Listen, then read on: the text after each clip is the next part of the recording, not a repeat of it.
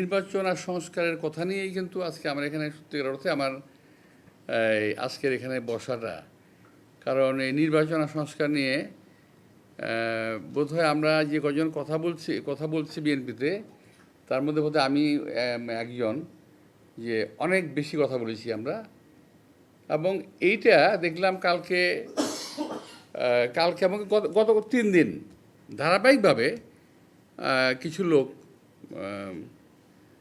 আমি যেটা বললাম কিছুক্ষণ আগে, যে আমার বাগানে শূকরের উপদ্রব শুরু হয়েছে, তো ওই কিছু শূকর উপদ্রব শুরু করেছে আমাদের বাগানে।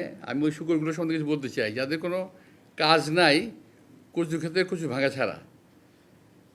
তো যে কথা বলছেন যে ইউনূস সাহেব, ডক্টর প্রফেসর ইউনূস সাহেব যদি বলে থাকেন নির্বাচনের কথা, ভালো বলেছেন। নির্বাচন তো আচ্ছা, আমি বুঝি না নির্বাচন না দিয়ে কী করবে এই গভর্নমেন্ট, এই সরকার। আমি এটা বুঝি না কী করতে। ধরে নেন নির্বাচনে আমাদের কোনো দাবি থাকলো নাই, ধরে নেন কথা বলছেন, কী করতে পারে একটা সরকার? কতদিন বিনা নির্বাচনে থাকতে পারে?